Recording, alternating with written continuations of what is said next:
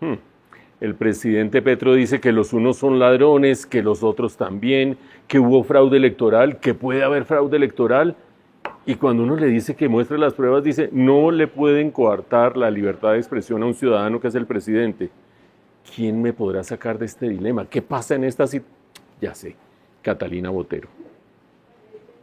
Hola Catalina, necesito hablar contigo.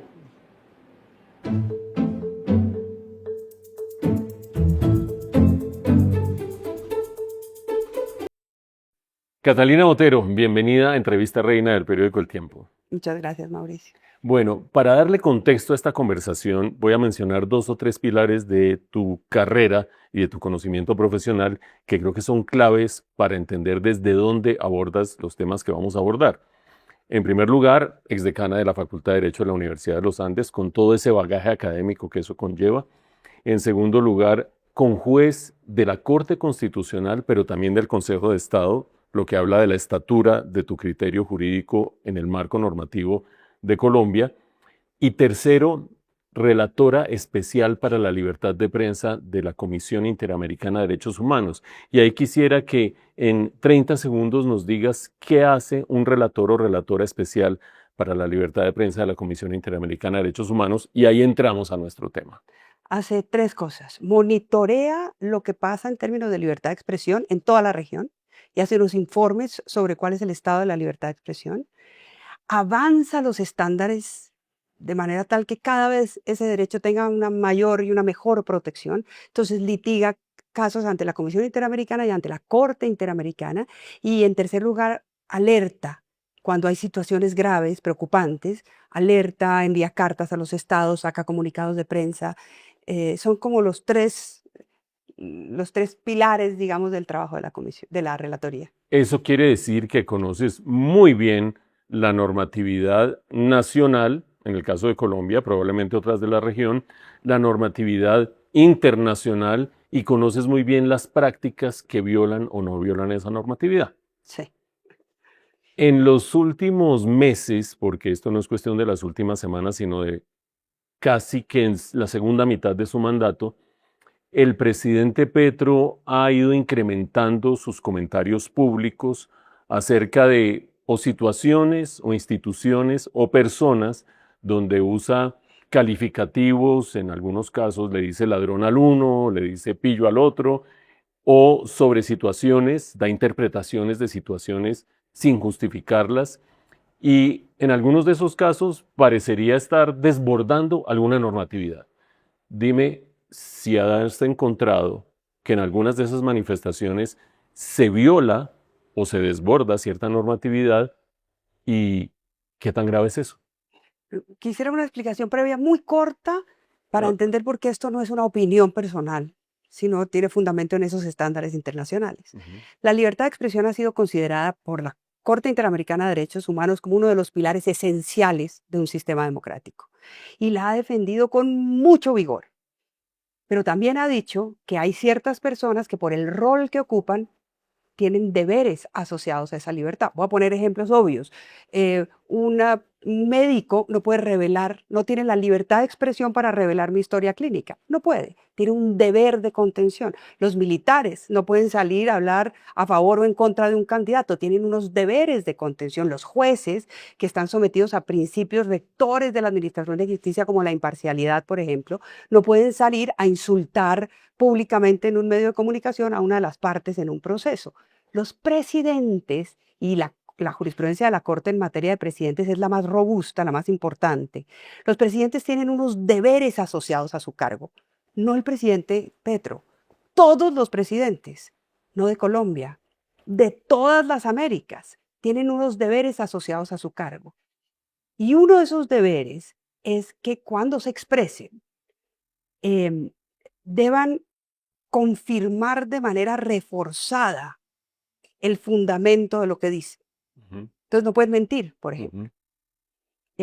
Y de una manera reforzada quiere decir, con, el principio de veracidad se aplica de manera mucho más fuerte que como se aplicaría a cualquier otra persona que tuitea. Ujú. ¿Por qué? Por el cargo que ocupan, porque crean imaginarios, porque tienen la obligación de proteger derechos humanos, porque no pueden estigmatizar a nadie, por eso los presidentes no pueden decir que hay fraude o no pueden decir que alguien es corrupto, porque no son las autoridades encargadas para definir esos actos, porque no pueden generar mayor riesgo, por ejemplo, para defensoras o defensores de derechos humanos. Y termino con eso, una de las sentencias más importantes en esta materia es la sentencia del caso de el colectivo José Alvear Restrepo Ujú. contra Colombia, en donde la Corte Interamericana de Derechos Humanos, revisando unas declaraciones del presidente de ese momento, dice, los presidentes no tienen libertad de expresión de manera absoluta, tienen unos deberes y tienen que cumplir con esos deberes mientras están en el cargo. Quiero subrayar esa última idea. Sí. Cuando el presidente Petro u otro presidente dice, yo tengo derecho a la libertad de expresión, por lo tanto no me pueden impedir que yo diga lo que quiera, están contando solo la mitad del cuento. En su condición de presidentes, tienen unas responsabilidades que no tiene el resto de la ciudadanía y que es lo que denominas unos mecanismos de contención, que requeriría que cuando el presidente Petro dice que alguien es un ladrón, diga qué, es decir, que lo demuestre, que sea veraz, que sea responsable, Muy bien. cuáles son esos elementos claves que deben calificar esa expresión del presidente. Entonces, si el presidente dice que alguien es un ladrón o que se ha cometido un delito, el presidente ha dicho, por ejemplo, que en el 2014 hubo fraude o que en el 2022 hubo fraude. Bueno, el presidente no es la autoridad competente para definir que una persona es delincuente o que se cometió un delito. Son los jueces de la República. Y no existe ningún juez de la República que haya decretado que hubo fraude en 2014 o en 2022 o en ninguna de las elecciones, digamos, más recientes de este país. Entonces, el presidente no puede adjudicarse, no el presidente Gustavo Petro, ningún presidente, la facultad de decir que alguien es un ladrón o que es terrorista o que se cometió un fraude. Salvo que haya un fallo judicial o Salvo que administrativo. haya un fallo. En este caso, si es un delito, tiene que ser un fallo Fallo judicial de un juez judicial. penal que dice, aquí efectivamente se cometió un delito y entonces, por supuesto, que el presidente puede decirlo, por supuesto. Eso no es recortar la libertad de expresión del presidente. Eso es pedirle al presidente que cumpla con los deberes asociados a su cargo, como no es recortar la libertad de expresión de un médico que no pueda revelar la historia clínica de una persona. Los cargos tienen asociadas responsabilidades. En este contexto electoral es particularmente sensible el señalamiento que ha hecho el presidente de fraudes en las elecciones en Colombia. Sí.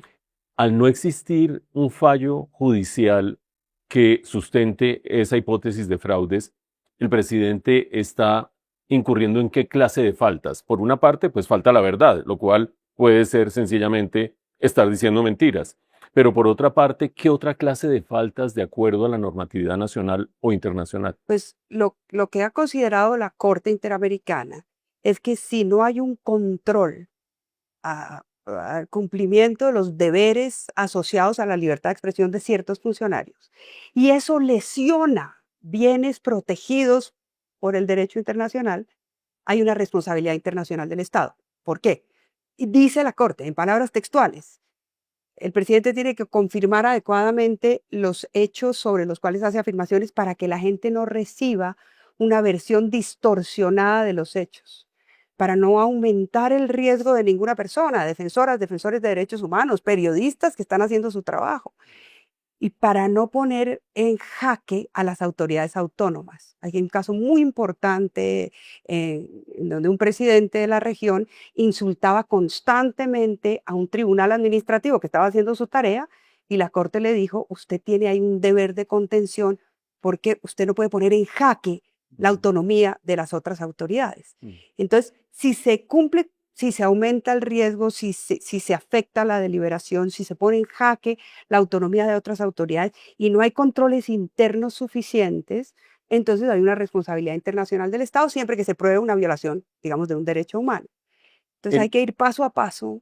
bueno, vamos paso a paso. El primer paso tendría que ver con que, de hecho, están sucediendo esos episodios de parte del presidente. Por lo tanto, ahí hay una violación de una norma, hay un delito, quién lo investiga, quién lo juzga, Muy bien, y no me vayas a llevar a la comisión de acusaciones de la Cámara de Representantes porque ahí muere cualquier muy discusión. bien. Entonces, por ejemplo, respecto de las afirmaciones del presidente que estigmatizan periodistas Ya hay decisiones, por ejemplo, de la Corte Constitucional, una muy reciente, en donde le dice al presidente, usted no puede utilizar su discurso, que es muy potente, que crea imaginarios, que puede aumentar el riesgo de esas personas para estigmatizar periodistas. Entonces ahí hay unos controles judiciales a través de la vía de la tutela. En materia de elecciones, el Tribunal Administrativo de Cundinamarca le, en el contexto de una acción, que es una acción popular, le ordena al presidente a través de una medida cautelar que se abstenga de hacer afirmaciones que no tengan fundamento en la realidad y que puedan generar zozobra. Esta probablemente es una de las sentencias más importantes del mundo en materia de contención de líderes políticos para el respeto del proceso electoral.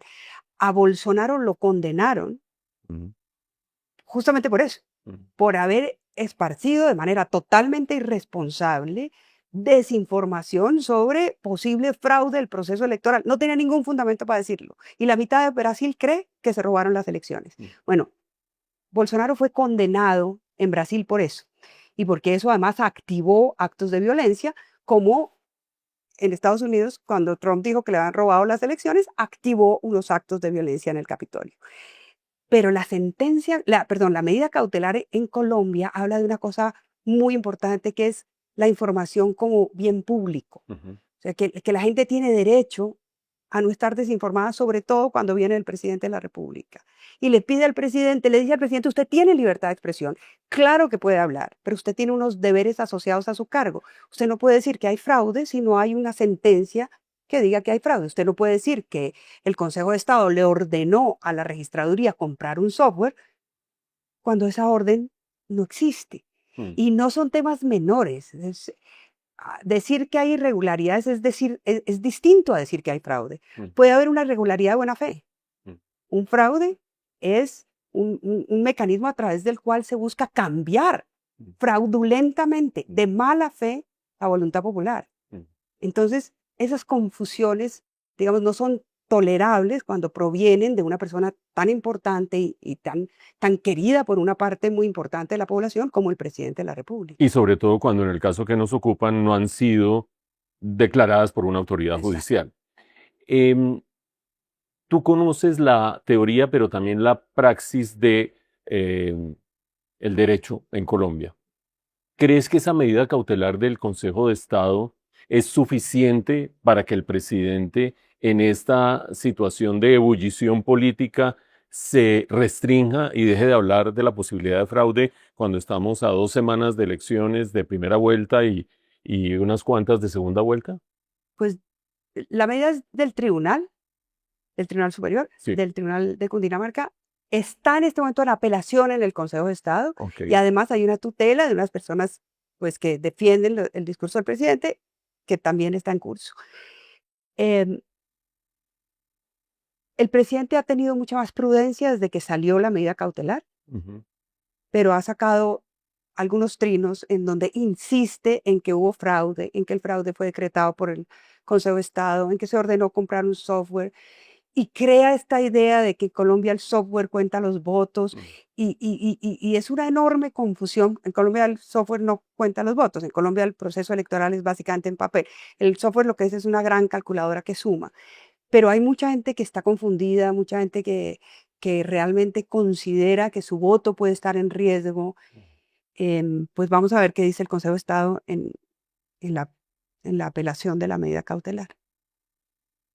Quiero que vayamos a una dimensión que es paralela pero distinta a mi juicio, y es la participación en política del presidente. El presidente ha dicho que no le pueden restringir el derecho a opinar de política y que eso no es participación en política. Y muchos funcionarios del gobierno tienen una argumentación parecida. Y me acuerdo hace 4 años o 6 años, una sola frase daba para que temblara el país y dijera, el presidente está participando en política. Aquí lo que uno caracterizaría como participación en política hace 6 años se está dando cotidianamente. ¿Cómo ves esa situación? Yo creo que los gobiernos en general en Colombia han participado en política y han participado de distintas maneras, con el uso de recursos públicos, con clientelismo, pero creo que lo que hemos visto recientemente es inédito en términos de su magnitud.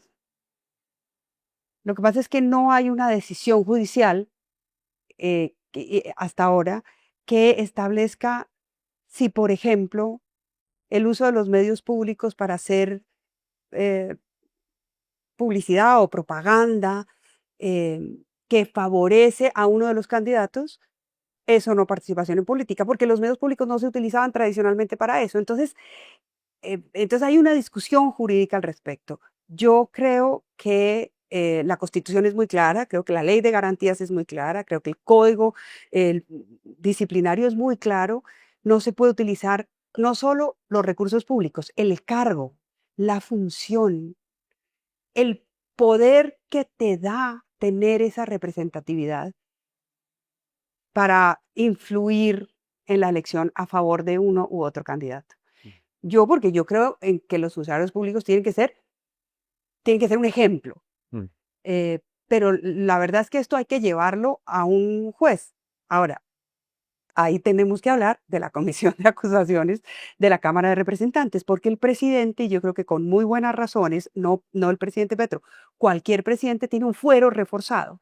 Entonces no lo puede juzgar, digamos, ni penalmente ni disciplinariamente cualquier juez. El procurador, por ejemplo, no puede disciplinar al presidente. Podría sacar una instrucción para el resto de los funcionarios, pero no para el presidente. Y yo sí creo que ahí sí necesitamos aclarar que, por ejemplo, el uso del discurso o el uso de los medios públicos es una manera de incidir en la contienda electoral. Cuando dices necesitamos aclarar, ¿te refieres a que quién debe Jurídicamente, aclarar? A que debe jurídicamente haber un fallo que debería se haber una sume decisión. a la normatividad Sí, nacional y ya ponga cortapisas. claro, para que quede claro. Porque en este momento hay una discusión. El presidente dice, yo estoy opinando sobre mi gobierno, no me pueden coartar, yo no estoy refiriéndome a otros candidatos, aunque eso tampoco es cierto. Cuando él se refiere a otros candidatos, a mí me parece que ahí claramente está cruzando una frontera, pero normalmente yo soy de las personas que creen que los funcionarios públicos no solo deben hacer lo correcto, mostrar que hacen lo correcto, ser el ejemplo para todo el resto de la ciudadanía y no jugar en esas líneas grises que son tan peligrosas para la legitimidad de la democracia. Tú que conoces la institucionalidad comparada de varios países respecto a estas materias, ¿crees que la Procuraduría colombiana tiene dientes, no tiene dientes, actúa de manera acomodaticia? Porque muchas veces los reflectores se ponen sobre la Procuraduría y la Procuraduría dice ciertas cosas, toma ciertas medidas, pero todo sigue pasando. La Procuraduría colombiana es una entidad exótica. Los procuradores, por ejemplo, en otros países son los fiscales, así se llaman. El procurador es como quien disciplina internamente. Yo creo que la Procuraduría está sobrevalorada. Yo creo que la Procuraduría tiene más gente de la que necesita. Yo he estado en procesos judiciales, por ejemplo, de arbitramiento, en donde la Procuraduría ha tenido un papel excepcional, Mm. pero hay unas oficinas de la Procuraduría que tienen ese papel excepcional. Eh, yo he sido siempre partidaria de que la Procuraduría se reduzca sustancialmente. em, y me parece que ha habido procuradores mejores que otros. Yo creo que, por ejemplo, este procurador ha tenido un desempeño importante para proteger la paz electoral, El doctor Gregorio Alhaj. el doctor Gregorio Díaz. Yo creo que ese papel que él ha jugado para tratar de crear una especie de paz electoral, y ha hecho llamados de atención en ese sentido y le han costado mucho, yo creo que eso lo ha hecho bien. Pero la Procuraduría como institución, yo creo que habría que reformarla sustancialmente. En 5 minutos vamos a hablar de reformas sustanciales a la institucionalidad colombiana Sí. y cuál es el camino para adoptarlas. Pero, y si la constituyente es el camino para adoptarlas, para irnos adelantando. Pero quiero antes una última reflexión sobre la andanada del presidente contra la rama judicial, que viene de tiempo atrás, pero en los últimos días se ha incrementado de una manera verdaderamente alarmante contra el Consejo de Estado, contra la Corte Constitucional desde hace rato, ahora y de un tiempo para acá contra la fiscal. Y una abogada que ha tenido tantos roles y ha estado en tantos lugares del quehacer del derecho en Colombia, ¿cómo se siente frente a eso? Mauricio, yo estaba en la Corte Constitucional cuando el presidente Gaviria se enfureció porque le tumbaron unos estados de excepción y salió a hablar de las Cortes. Y luego el presidente Samper contra la fiscalía y quienes investigaban el proceso 8000. Y al presidente Uribe, pues la Corte Suprema de Justicia, a través del proceso de la parapolítica, metió a la cárcel a un montón de personas que eran aliadas de su proyecto político. Pero adicionalmente la Corte Constitucional declaró inconstitucional la segunda reelección. O sea, al presidente Duque le tumbaron una reforma tributaria. Entonces, esa tensión entre las cortes y los presidentes ha existido siempre. Y los presidentes pueden asumir eso de manera distinta, Estoica, para hablar, no, y para hablar de otros patriótica presidentes, exacto. o Por ejemplo, política. como lo asume o lo asumió una persona como Mujica, o como Boric, o como Lula, o como Macri, o como Piñera, respetando las decisiones de los fallos judiciales, y si no estaban de acuerdo, decían que no estaban de acuerdo, usaban los recursos y hablaban con argumentos. O uno puede hacer lo que hizo Chávez, o lo que hacía Correa, o lo que ha hecho Bukele, o Milei, que cuando un juez no está de acuerdo, lo que hacen es o Andrés Manuel López Obrador, que es Ujú. el que más lejos ha llegado, porque disolvió toda la autonomía del Poder Judicial y creó una figura que es catastrófica para la democracia, que es la elección popular de jueces, simplemente porque no están de acuerdo con que existan frenos y contrapesos consustanciales a un sistema democrático. Mm.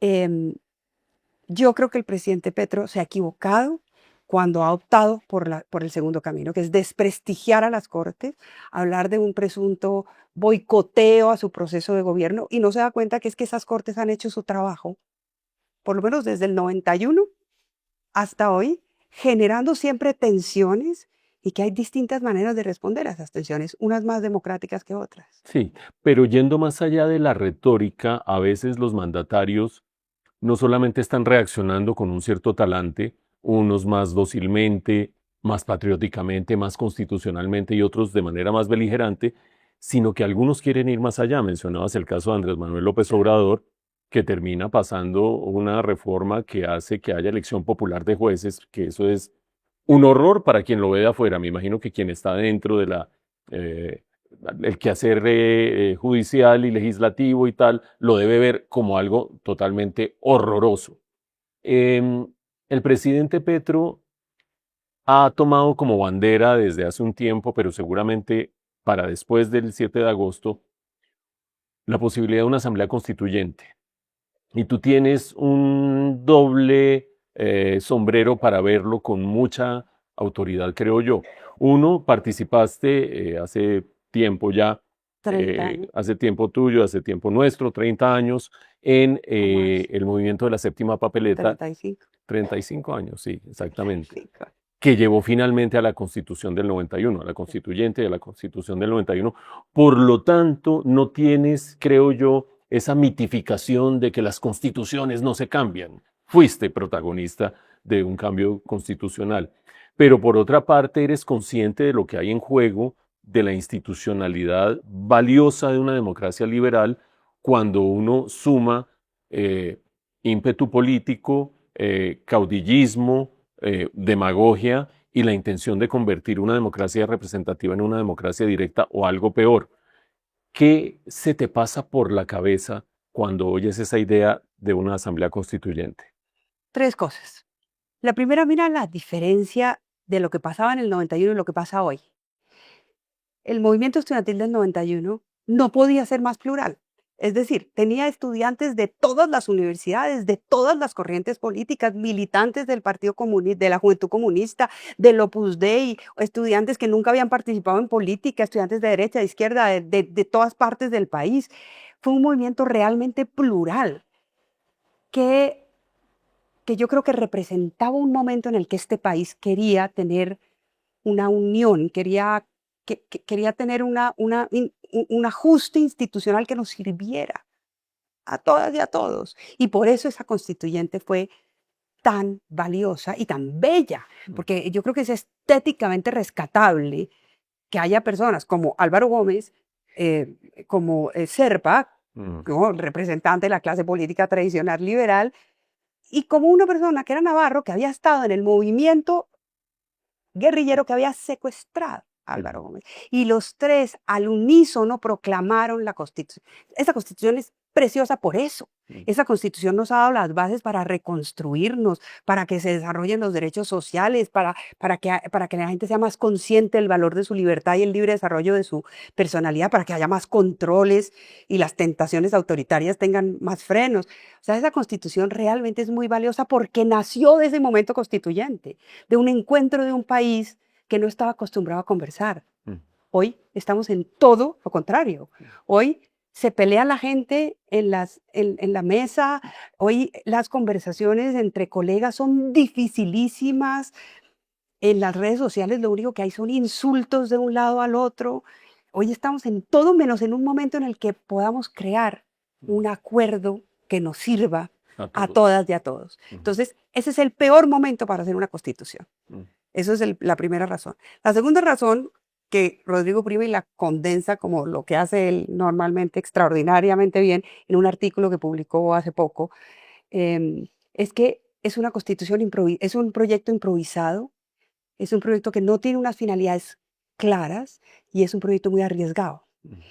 La manera como lo están pensando, y aquí te digo las otras dos razones, digamos, más importantes, la manera como lo están proponiendo es que una parte sustancial de quienes integren esa asamblea constituyente no sea elegida popularmente, sino que sea elegida, digamos, por sectores, ¿no? Circunscripciones especiales que le dan mayor representación a ciertos sectores. Exacto. Ciertos sectores que han estado tradicionalmente subrepresentados.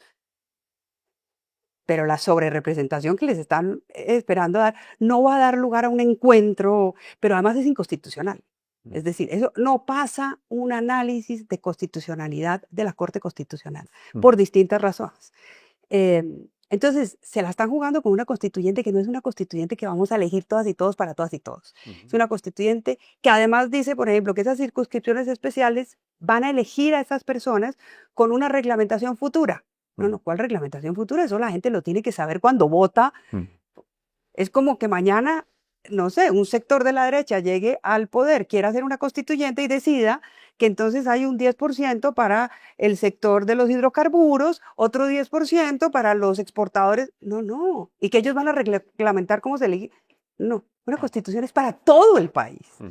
Y hay grupos subrepresentados, entonces vamos a hacer todo lo que esté a nuestro alcance para que sus voces y su representación esté ahí, pero no es este mecanismo que puede dar lugar a una sobrerepresentación tramposa, que por ejemplo fue lo que hizo Andrés Manuel López Obrador para lograr la sobrerepresentación en México. Pero la tercera razón es que nada de lo que dicen que quieren hacer con la Constitución necesita una reforma constitucional. Nada.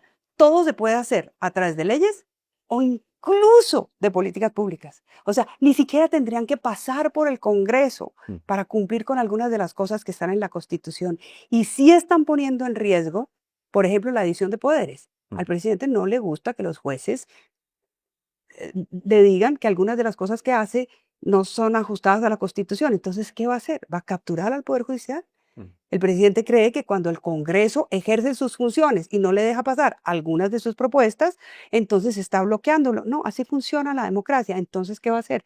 ¿Una norma que le permita legislar por decreto? O sea, va a diluir los frenos y los contrapesos que permiten que una democracia sea funcional. Pero si además, solo te quiero decir esto, gana otro sector de la derecha, porque es que no sé en qué momento, qué cálculo están haciendo, que no piensan que le puede pasar, servir al otro. No, lo que pasó con el plebiscito por la paz. Sí.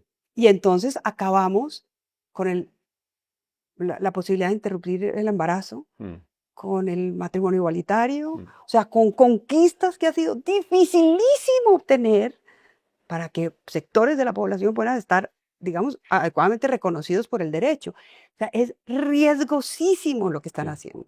Voy a tratar de convertir las preguntas que estás haciendo en respuestas de parte tuya. Si los el argumento de que los derechos que están consignados en la Constitución del 91 no se están desarrollando y que por lo tanto hay que cambiar la Constitución, que es un poco raro, ¿no? El argumento, porque están consignados en la Constitución del 91, pero esa Constitución no sirve para esos derechos.